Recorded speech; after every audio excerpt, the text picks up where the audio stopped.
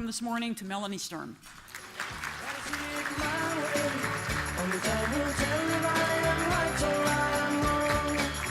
While you see it your way, there's a chance that we might fall apart before too long.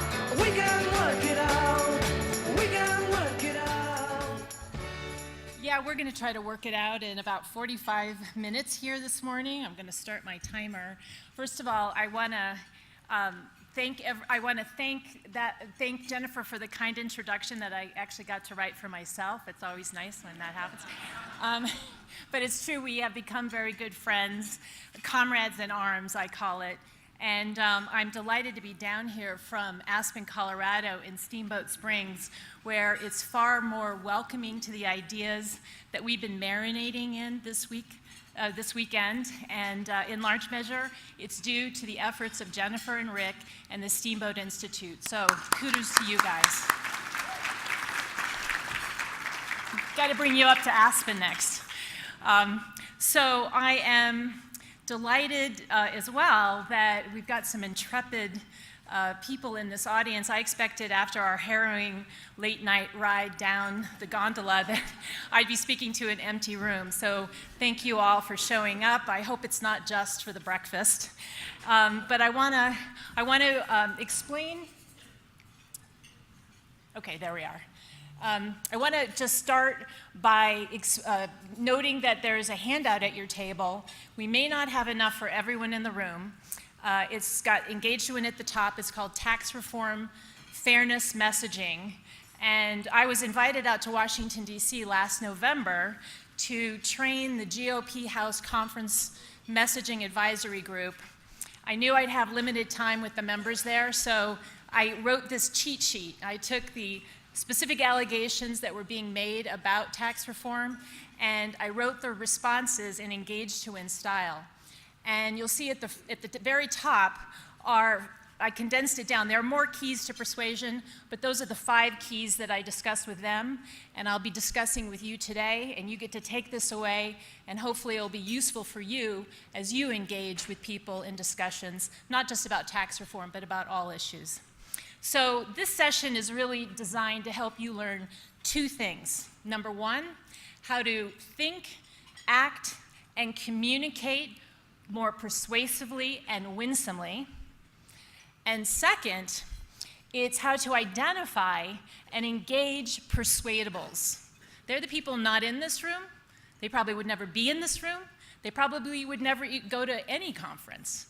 But the truth is we can reach them, but we have to learn to speak differently, because that's what's going to be necessary to reverse this damaging misperception that we are uncaring, bigoted extremists.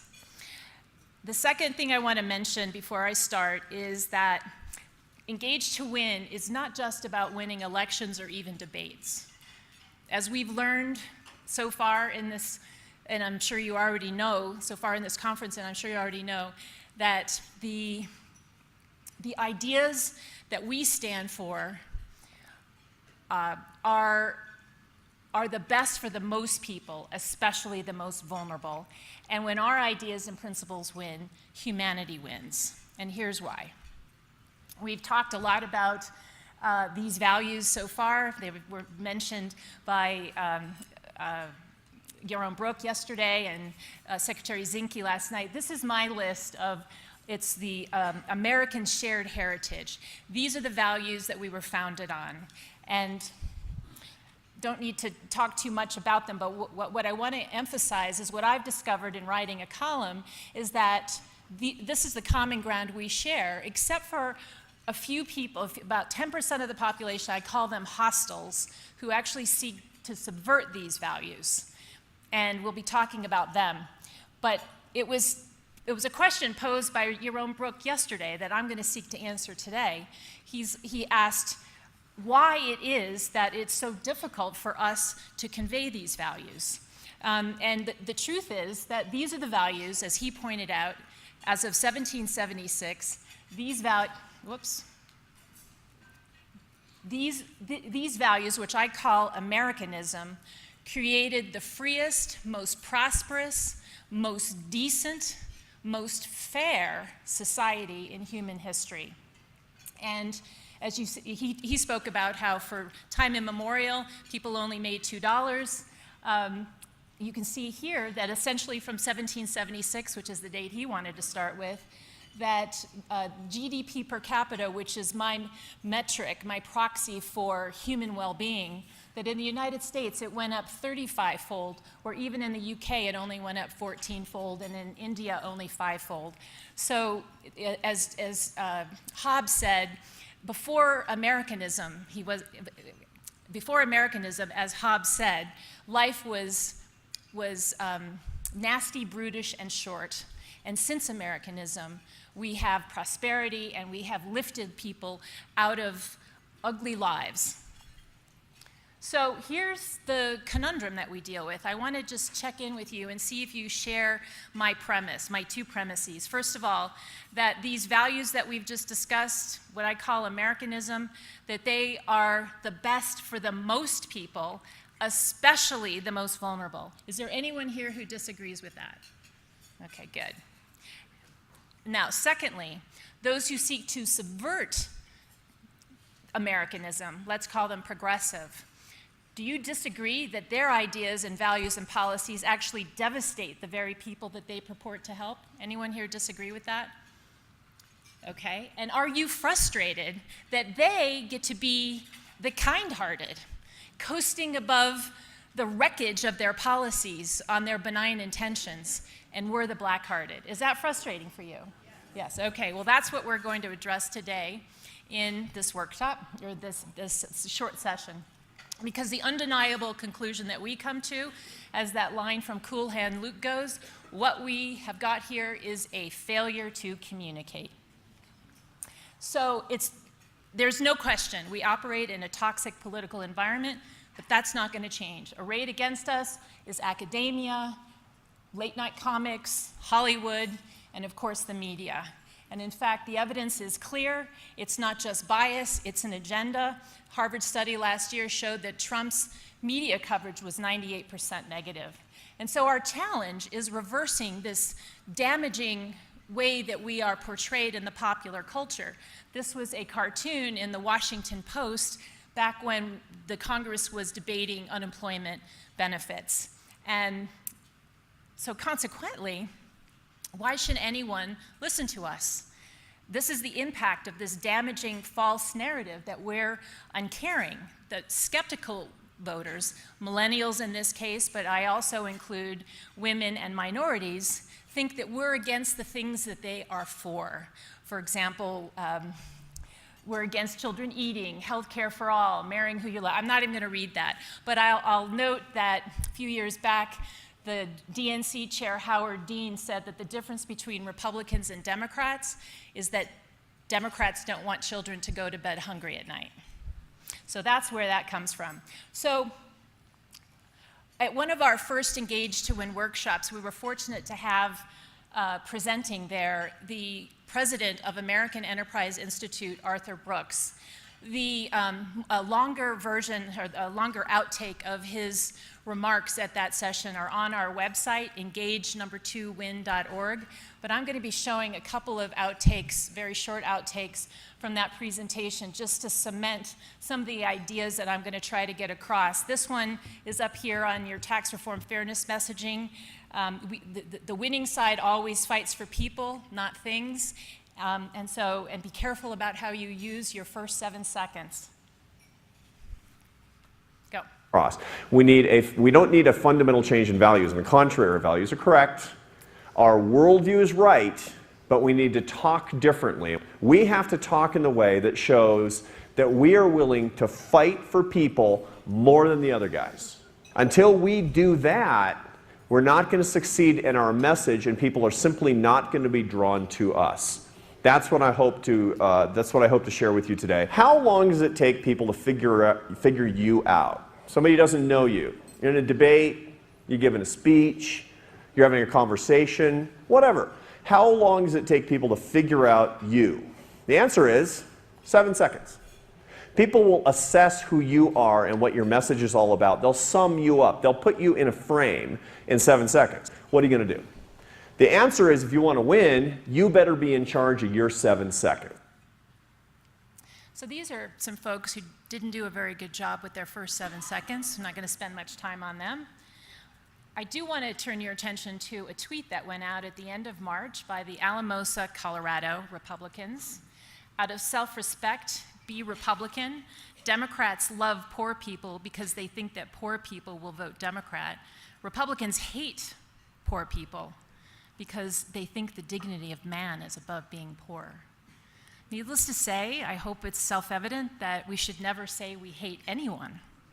But imagine if, in their effort to try to draw people to the Republican Party, they put their idea this way: that it's a miscarriage of justice, we believe, and the civil rights struggle of our time, that there are pockets in the richest country on the planet, that there are pockets of destitution where millions are deprived of the fulfillment and dignity of work. You think that might have pulled people in a little better than saying we hate them? So here's another example of a gaffe. This was when Romney said that it wasn't his job to worry about the 47% who are dependent and entitled victims.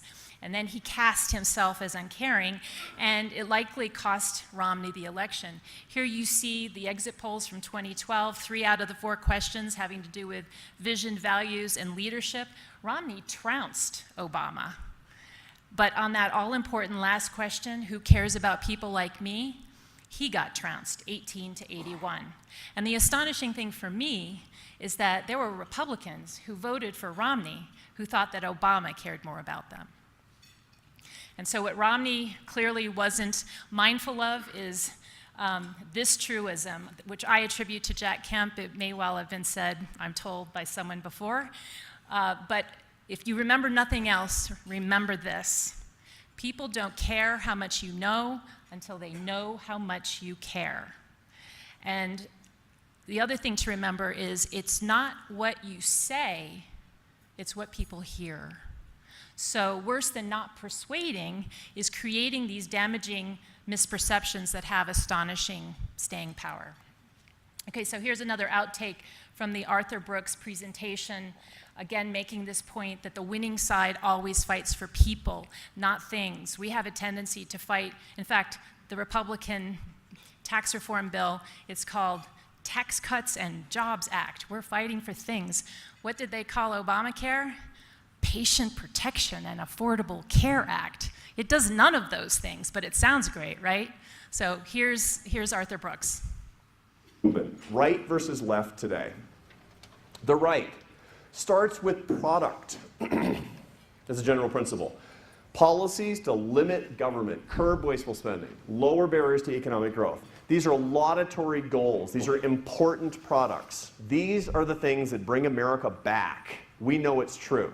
Hugely important. But if you start with these things, your purpose is implied. Your purpose, your mission, is fighting against things. Do you want your purpose to be fighting against things? Think about an argument that you've recently witnessed or you've been part of. Virtually every argument between impassioned interlocutors has a winning side and a losing side. And if you watch carefully, you'll notice that the winning side is not fighting against things. That's the losing side. The winning side is fighting for people. You can fight for people, you can fight against things. You can also fight against people, for that matter. That's even worse. But if you want to win, don't be the guy who's fighting against things. Be the guy who's fighting for people. When we start with product, our purpose is implied, which is fight against things. Bad things, to be sure, but fighting against things. What are they all about? They fight for people. Just listen to them. If you're a... Want some evidence that the winning side always fights for people? There you go.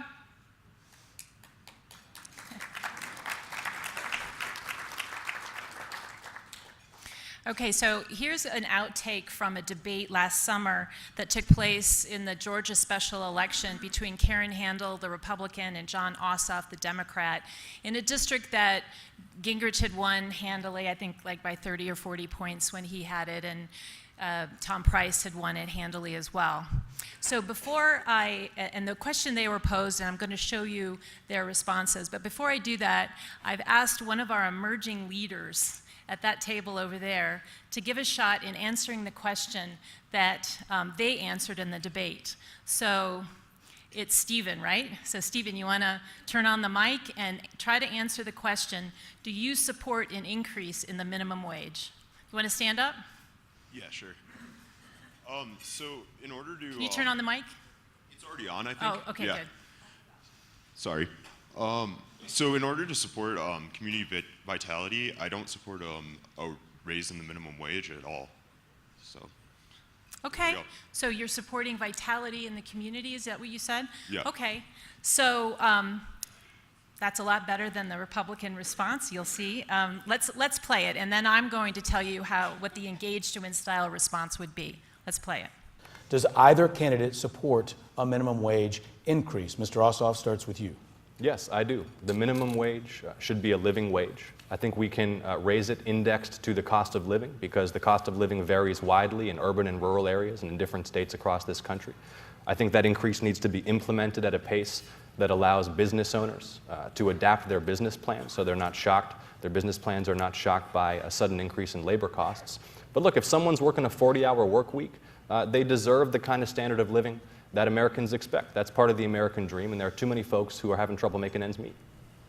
Minimum wage. This is an example of the fundamental difference between a liberal and a conservative. I do not support a livable wage. What I support is making sure that we have an economy that is robust with low taxes and less regulation so that those small businesses that would be dramatically hurt if you impose higher minimum wages on them are able to do what they do best, grow jobs and create good paying jobs for people in the 6th District. Normally I like to tease out of the audience what went wrong there, but I don't have enough time. I'm just going to give it to you. But needless to say, after she said this, the viral nature of social media, I got it on my Twitter feed in Colorado within about an hour of it happening. And when she said that this is the difference between conservatives and liberals, and she doesn't believe in a livable wage, she's speaking for you and me, which is really offensive. The other point is that she commits the same offense that Romney did in the 2012 election, where he talked always about job creators and entrepreneurs and business.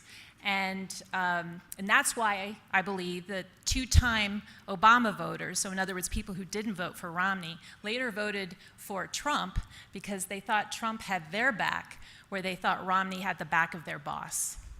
So here I'm going to demonstrate how she could have responded using these 5 keys to persuasion that are at the top of your cheat sheet. I will put them all together. Number one, the point I want to make about finding common ground. It can be the first or the last thing that you do. In this case, I'm going to point out that your 80% friend is not your 20% foe, and you give away nothing to say, of course I believe in a livable wage. That's not the same thing as saying, I support an increase in the minimum wage. So words mean different things to different people, so you've got to be careful. So here's how I would have responded. Of course I believe in a livable wage. I just worry about the most vulnerable among us, young minorities. And if they can't get a job at $10 an hour, how will they ever get a job at $15 an hour? And if they can't get their hand on the lowest rung of the opportunity ladder, how will they ever climb it? And that's not fair. And when you can end your argument with that's not fair, you're persuading. Thanks. So hopefully you will see repetitively as I try to role model these principles at the top of your cheat sheet, how to use them. So here's the thing, when I started writing my column in Aspen, Colorado, I thought, all I need to do is write the winning argument and I'll win over readers. But that's not true, as I discovered, and as I'm sure you're all aware, that's why we modify Margaret Thatcher. It's not just first you win the argument, then you win the vote. Actually, first we have to win their trust. So they'll listen to us, And then our winning arguments, and we have them, will win their support.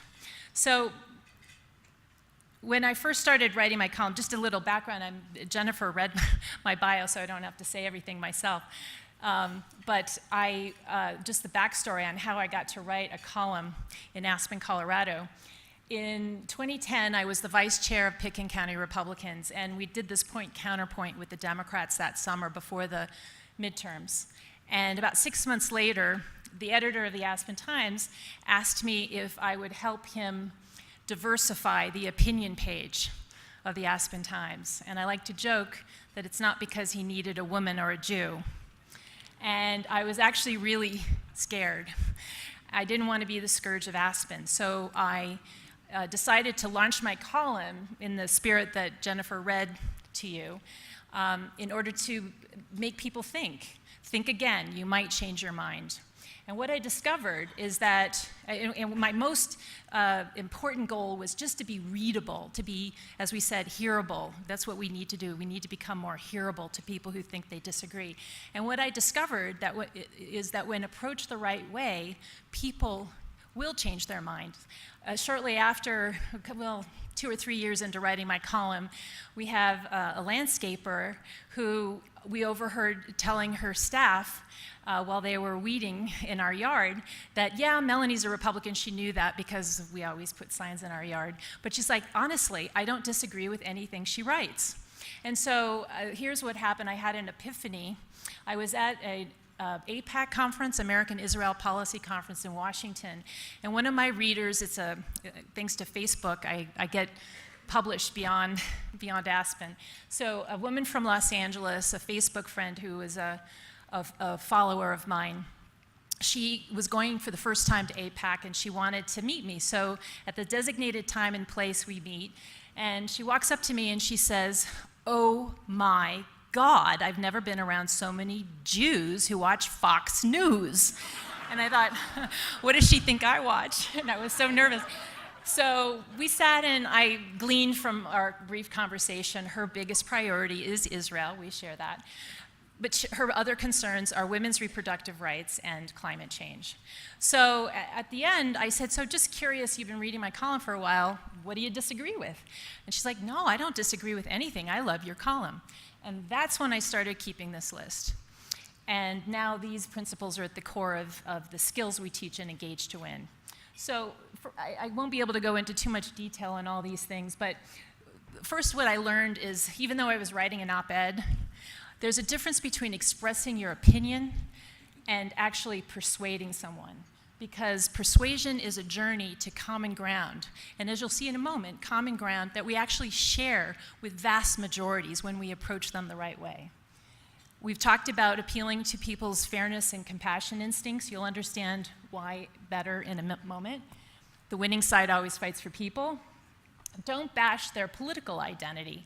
So, for example, I didn't even mention candidates or even political parties for the first 18 months I was writing. And then when I did before the 2012 election, boy, did I get it in the letters to the editor. But what I like to point out to people is that so often we approach people who disagree with us as if they're the enemy. And what I'd like to suggest is that if Abraham Lincoln could stand before an audience in his second inaugural address that included slave owners and say the words, "with malice toward none and charity for all," we can do that too. Fifth, cite sources they'll trust. So I often say, I'm sorry, I know there's Heritage Foundation is a great ally of the Steamboat Institute, but I say, don't cite sources only that we trust. I try to cite the Brookings Institute, the New York Times, or what I call righteous liberals. For example, Alan Dershowitz and Jonathan Turley, constitutional scholars, who were supporters of Obama and his policies, but were quite critical of him during his administration. And in fact, Turley, I would quote a lot in my columns, said that President Obama was the very danger that the Constitution was designed to prevent. That's very powerful. So ask rhetorical questions. instead of making declarative statements. People don't like to be told what to think. They want to come to their conclusions themselves. I demonstrated this in the example on minimum wage. If someone can't get a job at $10 an hour, how will they ever get it at 15? The person then answering that question owns the answer. One of the tools I use with people who are in the resistance, I ask this rhetorical question. It sort of powers them down. I'll say, you know, with half the country quaking in their boots that the wrong party is going to win, wouldn't it make America great again if we didn't have to worry about which political party won the White House? And of course, that powers them down right away. Telling stories because they're memorable. Ronald Reagan and Donald Trump have done a great job of using stories in their addresses. But also, they are indisputable because they're your stories. And I'm going to be telling a story in a moment, my personal story about Obamacare. Words matter, and avoiding labels is important. To us in this room, conservative is not a bad word, but I guarantee you over at the Netroots conference, it's a bad word. And because different words mean different things to different people, steer clear of those words. That's why I say, identify specifically what they are. So for example, when I wrote a column about the Jefferson County conservative bloc, as the Denver Post called it, that was being recalled a couple years back, I didn't call them the conservative bloc. I called them education reformers because that's what they are. And who were their opponents? Not just teachers. Everybody loves teachers. I called them the education establishment.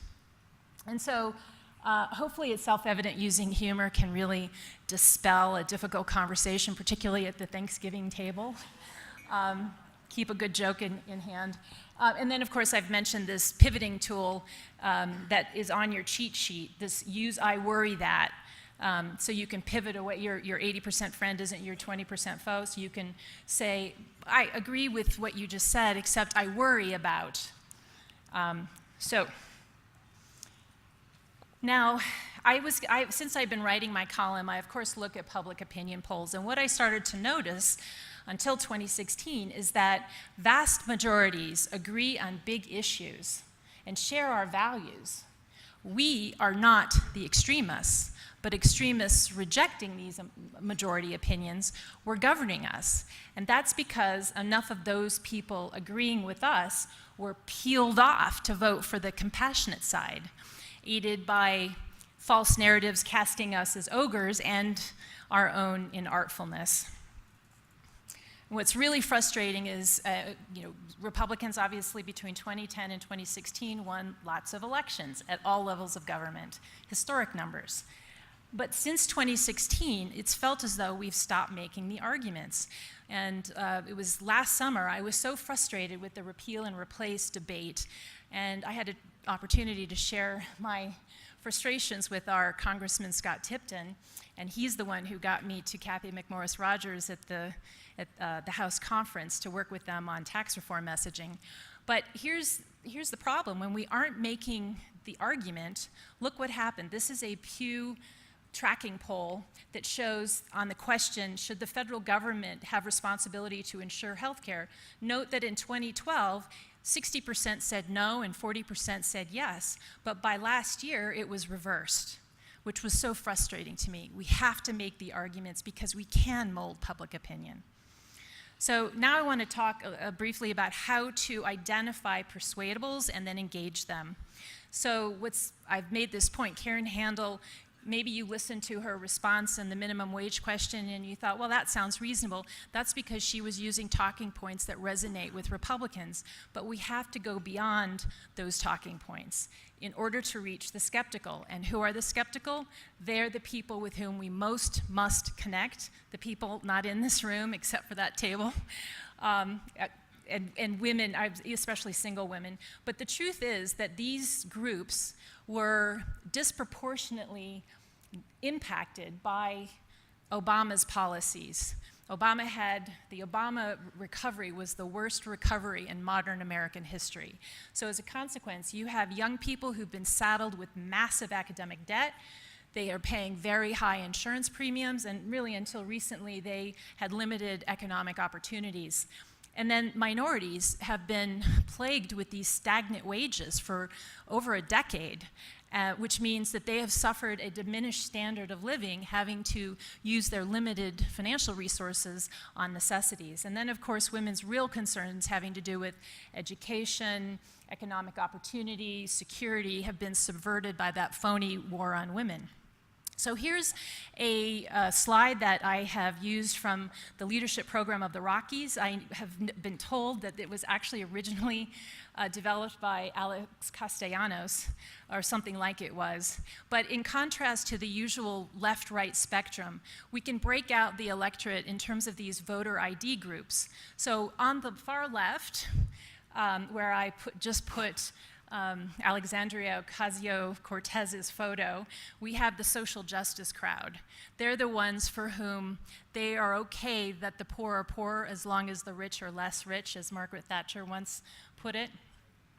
You can't necessarily convert them, but you can power them down, and that's very helpful. I was demonstrating how to do that in our long ride down the gondola last night. Now, the four types to the right are where the rest of us all fall. And note that the social justice crowd is only 8 or 10%. But the rest of us, we fall into these other categories. And the problem is when we make our arguments, and I'm going to guess that at least the majority of the people in this room are economy and law and order type voters. And so if I make an argument with that kind of appeal, I'll probably pull you along. But what I want to suggest is the people not in this room, they tend to be fair and care voters. In fact, I was told by Shari Williams of Leadership Program of the Rockies that I'm actually a fair and care voter. So, but I always thought I was economy voter. But when we make our arguments in terms of the economy, like we cannot afford Obamacare, then that gets misconstrued, like that slide I showed you with the millennial, that Republicans don't want to insure the uninsured. And when we make arguments, law and order arguments about sanctuary cities, that gets misconstrued as we want to deport Hispanic grandmas, or in the last case, that we want to deprive women of their reproductive rights. And the truth is, we can reach those voters with a fair and care message. And I like to point out that Trump is great at this. He talks about, he's for free trade, but it has to be fair trade. He wants NATO countries to pay their fair share. The one-sided Iran deal is unfair. And of course, in that government shutdown fight back in January, finally, of course, the Democrats were fighting for dreamers, they always fight for people, but we were fighting to pay the military and the kids on the CHIP program. But how did the argument get framed? It's unfair that people here illegally have their interests put before everyone else. And lo and behold, we finally won a government shutdown fight. So here's why we speak to everyone when we appeal to compassion and fairness. This is a slide from Arthur Brooks's presentation, and he's citing the work of Jonathan Haidt, who wrote the book, The Righteous Mind, Why Good People Differ on Politics and Religion. And he has come up with this moral foundation theory. And moral foundations are the prism through which people see society and look at policy. And you can actually take his survey on his website, yourmorals.org. But I'll tell you the punchline. Conservatives, we care about all 5 moral foundations about equally, whereas liberals are off the charts in terms of compassion and fairness. So we speak to everyone when we appeal to compassion and fairness, but it was only conservatives that cared when Miley Cyrus was twerking, or when Obama didn't wear his flag on his lapel in 2008, or this whole issue of kids crossing the border, sanctuary cities. Now you'll note, money's not in the Venn diagram, and yet we have a tendency to make most of our arguments about money. It's not a moral foundation. It's not to say we can't make our arguments about money, but we have to frame it in terms of fairness and compassion. So for example, instead of railing against unsustainable entitlements, we can argue it's unfair that young people paying into the system now won't get these benefits when they retire. So here is Arthur Brooks explaining this a little further. Let's go. Everybody understands that hurting poor people is wrong. That's the basic principle, moral principle of compassion toward the weak. Number 2 is fairness. Conservatives hate fairness. St. Milton Friedman said that it's not right to never talk about fairness because it's a subjectively defined concept. Milton Friedman was a genius and I'm not. But that's not good advice. Why? Because John Haidt shows us that 100% of the population cares about fairness. We are wired to care about fair play. Now, we define it differently than President Obama. What's fairness for President Obama? It's taking from rich people and giving it to others. It's taking from one and giving it to others. It's redistribution. What do 89% of Americans think fairness is? Rewarding hard work and personal responsibility and creating opportunity. I have the facts. I got the data on that. Your definition of fairness is America's definition of fairness. The reason that we've lost the fairness debate is because we never showed up. We gave fairness to Obama. 100% of Americans care about it. We left the most lethal rhetorical weapon sitting on the table in the 2012 election. Sitting on the table. We should have said, we have a fairness crisis in America. We should have attacked on fairness. That was his weak point. He completely cowed the right into not talking about it by talking about it first. Those millionaires and billionaires, they need to pay their fair share. How many times did you hear that? Like 1 billion times you heard that, right? That's what he was doing, is neutralizing the mainstream meritocratic understanding of fairness. 100% of Americans care about fairness. You want to make the moral case? You better do it because you're fighting for people, and you better fight for people or you're going to waste your 7 seconds. The 2 things you got to talk about are compassion for the vulnerable and fairness for all. Those are the 2. So back to that list that I started with, this list of our founding principles, what I like to call Americanism. These are our shared values, and the vast majority of Americans agree with them. And what I found is that I can bring people back to this home plate, even hostiles. I do a talk every now and then called Think There's No Common Ground in Our Politically Polarized Era, ? Think again. First time I did it was in Boulder. I was really nervous. I got to a slide like this, and I asked the audience, I put this up, these values. I said, anyone in this audience disagree with any of these values? And I will tell you that then, in Boulder, and of course since then, I get pushback on one of them. Do you want to guess which one? In God we trust. That's right. So here's how I explained it to this Boulder crowd, and since then, it's wrapped in a fairness appeal.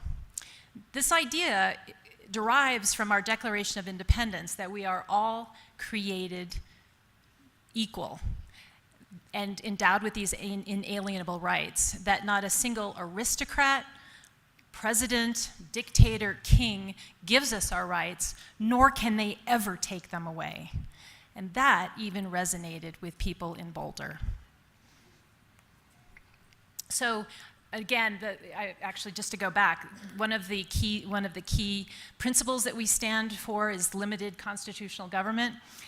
And that argument, that's the idea that we can't allow a concentration of power to avoid tyranny. Well, that argument can be used against the Bernie Sanders types who came to prominence really on a fairness message, right? He argued that the system is rigged. That's a fairness argument. But when he says a handful of rich people should not run the country, we come back and we say, but a handful of politicians should. And that's a fairness argument. Okay, so here's where I'm going to demonstrate story and talk about putting these 5 powers of persuasion all together, and we're almost done here. The one I haven't really spoken about yet is digestive listening. And it's this idea, it's a crazy notion, that you could ever get somebody to change their mind when you're not even listening to them. Too often, we're thinking of what we want to say while the other person is talking. What digestive listening really means is we care about what they say, and we want to understand it, and ideally try to validate their concerns. So we recommend asking a clarifying question in order to find out their concern, and to the extent that you can validate it, that's always helpful in earning their trust. So here I'm going to demonstrate it with my Obamacare story, all 5 of them put together. So it was the spring of 2014, and I was talking to a virtue signaling woman who said she liked Obamacare. And I stifled my 2010 self. My 2010 self would have told her all the facts and reasons why the premiums would be going up, not down, people would be losing access to their doctors, and of course, Sarah Palin wasn't exactly right about death panels, but there would be rationing. I stifled myself, and I said, what do you like about Obamacare? And she said, well, I like the fact that my son can stay on my policy until he's 26. Now, I'll tell you, I disagree with that policy, but my 80% friend is not my 20% foe. I gave up nothing to say the following. You know, I don't blame you one bit for that, because it's hard enough for kids nowadays to get a good job coming out of college, never mind a good job with good health care benefits. And then the pivot. I just worry about the most vulnerable in our healthcare system now, whose lives are getting upended by all the changes taking place with Obamacare. And I was in the healthcare system last year. I had breast cancer, and I was treated at Sloan Kettering in New York City. And in the fall of 2013, when the Obamacare website was going live, and people were finding out that they were finding out for the first time that they were losing their health insurance, losing access to their doctors, and the very institutions keeping them alive. And that's not fair. And this woman, this virtue signaling woman, looked at me like, wait a second, I'm supposed to be the compassionate one. She had nothing to say. She was flummoxed. So that's the demonstration there. I want to just spend one slide talking about how to be winsome. That's part of what I promised at the beginning. People don't realize, but 60 to 90% of your in-person communication is actually nonverbal. So it's important to nod your head. Some of you have been nodding your head as I've been talking, and that's validating to me. It's like, wow, I'm getting through. Not sitting there like that. That's a bad thing. That makes you feel like the person talking to you makes you feel like you're disagreeing with them. But your eye contact is very important. The nods are important. Smiling. I tested this when I was in New York for a month. You can actually get New Yorkers to smile back at you, believe it or not. And even on the sidewalks. And I used to say before the Me Too movement that it's helpful to be sort of Bill Clinton style, touch someone's arm when you really want to engage them. Maybe not since the Me Too movement. I don't know. It depends. If you're a woman, yes. So last slide here before the end. What I hope I have conveyed to you is that when we're having conversations about issues, the key is that we have to identify the vulnerable people who are hurt by the bad policies and the vulnerable people who are helped by the good policies. And so here's a slide where I try to explain how the people that we're fighting for, it's not just poor people, it's actually our friends and family and neighbors. So who are the people who are hurt most by Jared Polis's policy to ban fracking and to have 100% renewables by 2040?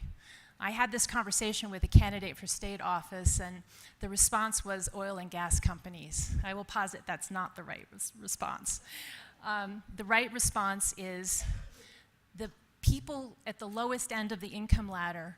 When energy prices go up artificially, it raises the prices not just for their energy, and their limited disposable income has to be spread across more necessities, but it also increases the prices throughout the economy, and that's not fair.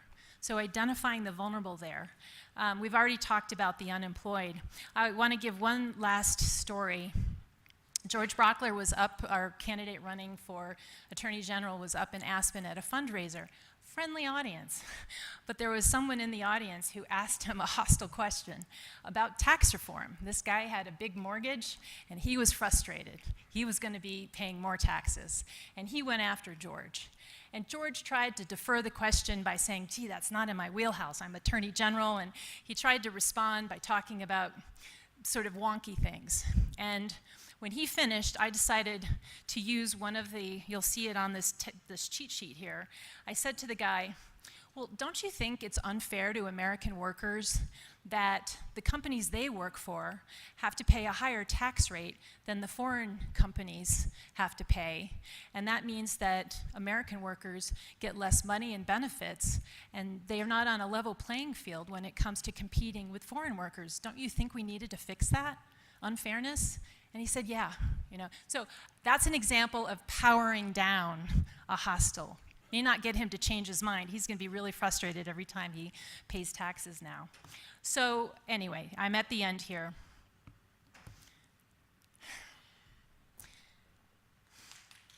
I'm not done. I gotta collect myself. I always get emotional at the end here with what I'm about to say. I know that we often feel beleaguered, especially at election time, facing the hostility that we often face. But never doubt that we inhabit the moral high ground. Americanism has made that possible. The truth is on our side, and public opinion is on our side when we make the case in an effective, winsome, and persuasive way. And I want to leave you with this notion. Americans are the luckiest people to have ever walked this planet. And the concern that so many of us have, not just in this room, the persuadables that I've been talking about, the concern that we have is, will our children and great-great-great-great-great-grandchildren be able to say the same thing? And that's your and my mandate, to make sure that it is possible. So I encourage you, go forth and engage to win. I'm going to say a last prayer here to set you out on a prayer. Help us remember the rich American past that we have inherited, and keep us ever mindful of the bright American future we must secure and enrich. And may the memories of cherished leaders which guide our actions inspire all of us to live lives worthy of remembrance. Thank you.